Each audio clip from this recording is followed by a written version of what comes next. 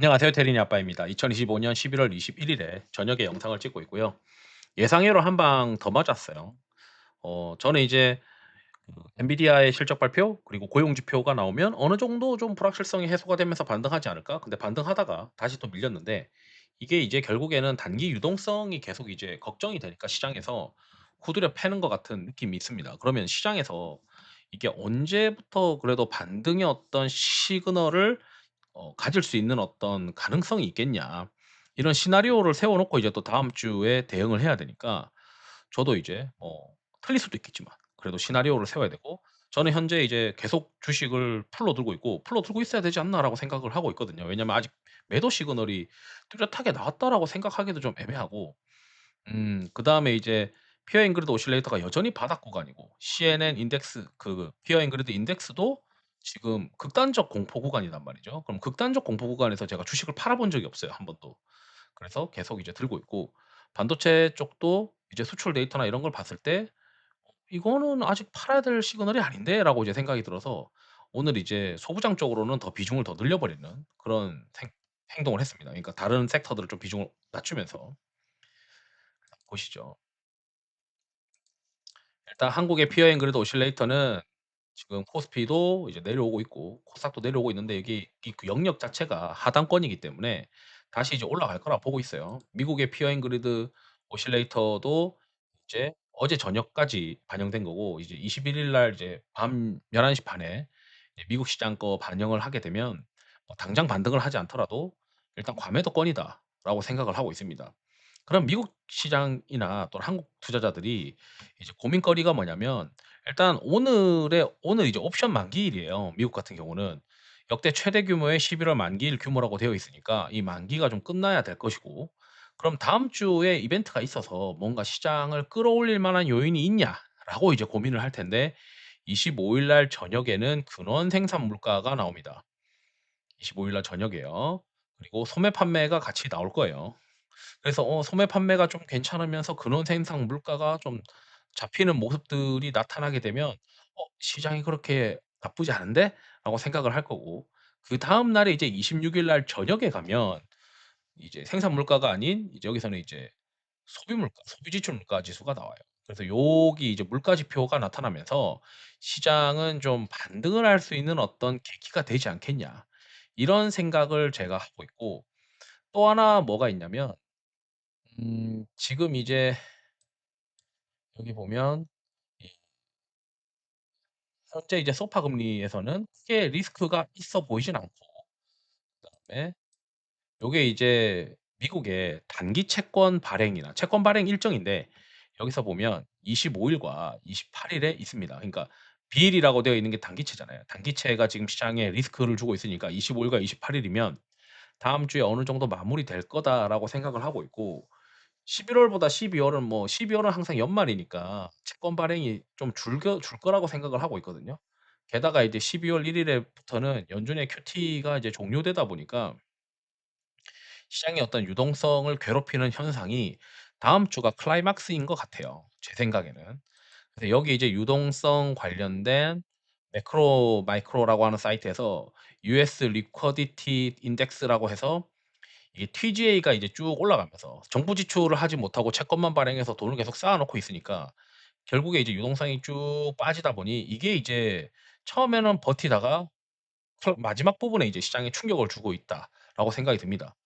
그렇다고 해도 지금 이제 여기 보면 어 TGA 잔고가 지금 빠지고 있으니까 그래도 정부 지출이 그래도 일어나면서 시장의 유동성이 공급이 되고 있는데 이거보다 더 지금 해야 되는 상황이겠죠. 게다가 이제 이 자금 조달이 끝나야 되는 거고 그래서 자금 조달 끝나고 QT 종료되고 요런 게 겹치는 게 다음 주이기 때문에 '다음 주만 좀 잘 참으면 되지 않겠냐.' 이렇게 생각이 듭니다. 그리고 오늘까지 빠진 게 이제 한 14 거래일 빠졌거든요. 그럼 다음 주 월요일까지 만약에 15 거래일 채운다면 이게 일단락되는 게 1 차적인 MDD 1 개월 임대디는 15 거래일이고 만약에 이게 추가 하락을 한다라고 하면은 2달 MDD는 38 거래일이거든요. 그래서 1차 정도로 마무리되는 게 아니겠냐. 왜냐하면 채권 발행도 끝나는 거고 거기에 유동성도 다시 공급되면서 바닥을 찍고 올라오려고 하고 있으니까 제 생각에는 1 개월 MDD 패턴으로 보게 되면 국장도 한 15 거래일이면 다음 주 월요일, 늦어도 다음 주 월요일이면 끝날 것 같다. 아니면 '오늘 끝났다.'라고 일단 생각을 하고 있습니다. 그리고 오늘도 이제 같이 보시면 아시겠지만 어 굉장한 또 과매도 지표가 한 번 더 나왔어요. 그러니까 이게 과매수 나오고 과매도 나오고 이게 번갈아 가면서 이게 나오는데 보게 되면 또 과매도가 나왔거든요. 과매도 나오고 과매수 나오고 또 과매도 나왔어요. 그러니까 팔고 사고 팔고 사고 이게 계속 이제 누가 사고 팔고 사고 팔고 하던 게 손이 바뀐 건데 여기 코스닥도 마찬가지입니다. 코스닥도 지금 팔고 팍팍팍 팔고 사고 팔고 사고 이거 뭐 계속 이제 주식의 주인이 계속 바뀌는 거잖아요, 회전이 되면서. 그래서 어 이번에 이제 또 한 번 더 나왔기 때문에 5 영업일 이내에 만약에 단기 급등을 하면서 과매수가 나타나게 되면 결국 시장은 다시 한번 지지력을 가지게 될 것이다라고 저는 생각을 하고 있고, 만약 그게 이벤트가 생긴다고 하면 그리고 이제 다음 주에 물가 지표, 물가지표가 두 번 월화에 발표되니까 거기와 면 이 유동성 공급과 관련해서 채권 발행이 마무리되는 구간, 그런 구간 아닐까? 이렇게 생각을 하고 있습니다. 그래서 시장에 이제 지금 10일 이평선 남아 있는 거나 이런 것들은 거의 극소수이고 결국 이제 10주 이평선까지 깨지지 않았어야 되는데 지금 10주 이평선이 깨지지 않은 섹터들을 가지고 변동성 모멘텀 상위를 만들어 보면 일단 방사는 아닌 것 같고, 지금 남아 있는 게 이제 반도체랑 전력, 로봇 이렇게 있어요. 그리고 지금 여기 보면 조선도 이탈했거든요, 조선도. 그러면은 지금 시장에서 리바운드 할 때 세게 갈 수 있는 건 반도체랑 전력이랑 로봇이나 또는 바이오, 그리고 전력 이런 쪽에서 형성될 가능성이 있는데, 최근에 이제 빠졌던 것들이 반등을 한다라고 간주를 하고, 그다음에 미국의 어떤 주도주들이 결국 나스닥이 가장 많이 빠졌으니까 나스닥 반등과 국내 반등이 어떤 콜라보로 교집합을 고려 보면 반도체의 반등이 가장 탄력적으로 있을 가능성이 있는데, 그게 되려면 어쨌든 다음 주에 경제 지표가 뭔가 리바운드를 할 수 있게 만들어 주든지, 물가 지표에서 리바운드 할 수 있게 만들어 주든지, 아니면 채권 발행 일정이 마무리되든지 뭐 요런 것들이 좀 나타나야 되지 않겠냐, 이렇게 생각을 하고 있습니다. 그래서 제 생각은 그냥 결론은 다음 주면 거의 끝날 것 같다, 단기적으로는. 그러면 이제 펀더멘털로 보면 D램의 어떤 수출 데이터를 한 번 더 뜯어보면 오늘 이제 21 일이니까 20 일치 수출 데이터가 나왔단 말이죠.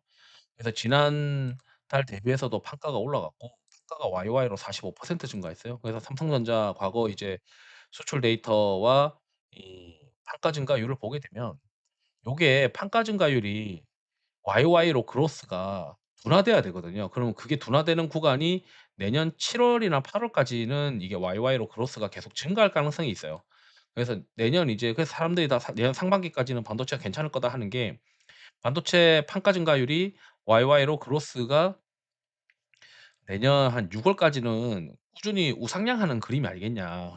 그래서 저도 이제 똑같이 계속 보고 있기 때문에 지금은 아직 뭔가 이제 뭐 리스크가 있어서 '반도체 이 판가가 계속 증가하는데 내가 반도체를 팔아야 되나?' 이런 생각은 하고 있지 않다라고 말씀드리고 있고, 그다음에 이제 오늘 이제 그러면 기관들은 돈을 들고 있는 기관들, 현금을 들고 있는 기관들은 '어떤 걸 샀을까?'라고 이제 우리가 고려를 해 본다면 여기 이제 시가총액 대비해서 사모투신연금 세 군데의 평균을 한번 뜯어 봤습니다.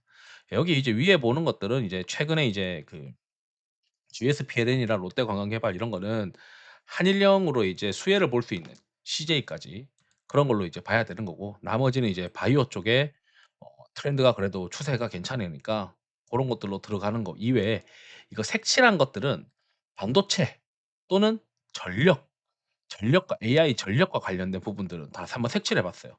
그러면 이게 상위 이제 돈이 들어오는 상위 50개 안에서 지금 돈이 들어오는 50개 안에서 지금 보게 되면 그러니까 반도체랑 전력이 꽤 많아요.